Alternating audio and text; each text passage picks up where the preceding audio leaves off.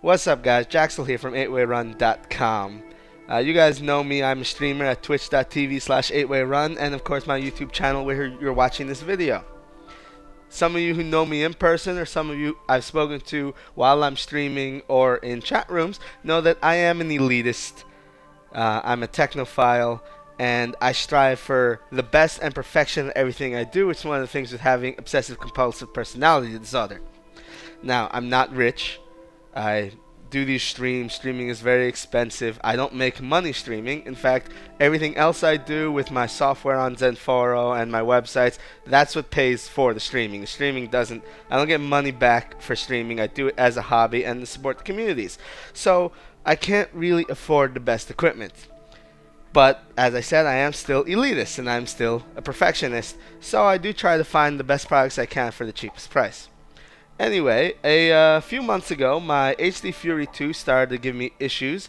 Mainly, it only has issues with 1080p, but I think that's more of a product failure thing because my HD Fury 2 is about 4 years old now. I'm sure a new one would work perfectly fine. Right now, the video I'm showing you is 720p. It's because 720p doesn't give me any issues with my HD Fury as it is right now, and I want to show the difference between the new product I got versus my HD Fury 2. Now, the HD Fury 2, I still love it. If I'm doing 720p, I will use it every time because it blows the other product out of the water. The problem is the HD Fury 2 is about $200, and if you want HD Fury 3, you're talking about $300. And then, of course, the price only goes up from there if you want the HD Fury 4 or the HD Fury 5, which I'm not sure is out yet. So I was talking to a friend, and he recommended a different product, and that would be something called an Orei XD-990. It's an HDMI converter. While the HD Fury is technically a converter, it basically converts a signal. It basically just converts a signal input to a different output. It doesn't change the signal at all. So if I put an HDMI in, it'll give me an RGB out or a component out. You know, they're kind of interchangeable technically, but not so. We'll not get into that. So with the HD Fury, I'm sending an HDMI from my PS4 into it, and then coming out of it is component video. And what you're seeing on the screen right now is the right side of the screen is the HD Fury 2. You can see it's got incredible range. The colors look fantastic. But as I said, $200 product. You're seeing all 256 color spectrum right here. Fantastic. I love it. The new product, the Orei XD-990, you're seeing on the left side of the screen. Now, what the Orei 990 does that the HD Fury doesn't is it also converts signals to other different outputs. For instance, if I put a 1080p video source into it, it can come out with 720p. If I put a 720p, it can come out at 1080p, depending on what my settings are. I can put in PAL and have it come out NTSC. I can put in component, have it come out as HDMI. I can put in HDMI, have it come out as coaxial. It does all that conversion. And because it does that conversion, it actually adds a little bit of lag.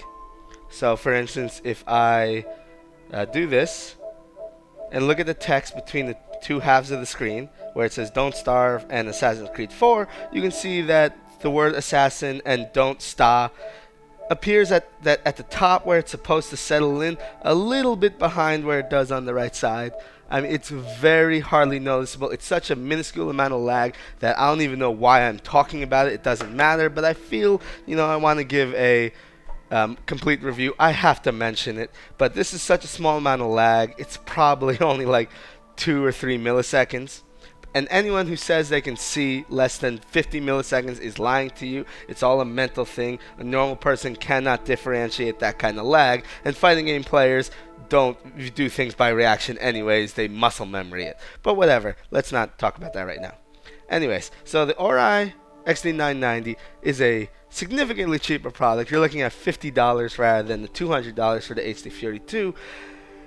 And that's where I start to have the problem. Of course, I'm sure you've seen it by now. You can see the reduced color spectrum on the left side of the screen. Left side of the screen, I think it's running probably between 15 and 240 for its color spectrum instead of 0 to 255, like clearly the right side of the screen is with the HD Fury. And you can see it. The right side looks a lot more vibrant. The left side looks washed out. Now, if you're sending your videos directly to YouTube, this really isn't going to concern you because YouTube's going to wash out your videos anyways. They're going to reduce the color spectrum. So what you see on the right side, you're not going to see on YouTube anyways. On YouTube, you'll see the left side. That's because YouTube has so many videos that they're not going to waste time opening up the full color spectrum to the average user. Now, if you're sending your videos somewhere else, for instance like Vimeo or archival, maybe to a television studio, some sort of place where you need an archival quality, you're going to want to use the HD Fury because you're going to get that full color space, especially on Vimeo. But unfortunately, Vimeo doesn't really allow gameplay videos anymore. But if you're going to YouTube, the Orei XD-990 is a fantastic product because your video is going to look like how it is on the right side anyways. Beyond that, there really isn't much of a difference between the two products. With the Orei, I actually do not recommend using the downscaler or the upscaler features because they will drop frames. You can really see the difference in color that just happened right there. What I mean is, if I'm going from a 1080p source and I'm having the Orei output at 720, or going from a 720p source and having the Orei output at 1080, the Orei will drop every other frame. It doesn't do its interlacing correctly or something. I don't know the technicals of it. It just looks bad. Beyond that, I want to say thank you for watching. I felt like I just had to mention these issues. The Orei XD-990, I still recommend it as a product if you're just starting to stream. But I cannot recommend it over the HD Fury. If you can afford the HD Fury, it is a much better product, and the HD Fury will allow you to stream consoles such as the PlayStation 3, the Xbox One, and the PlayStation 4, which all have HDCP high definition copy protection on it, which is why you can't do it straight HDMI. Now you're going to say that the HD Fury only supports Component, but Component, as you can see on the right side, looks just as good, even better than the HDMI on the left side that's coming from the Orei. Anyway, peace out. Thanks for watching. Don't forget to follow and subscribe on Twitch. And, of course, YouTube. Adios.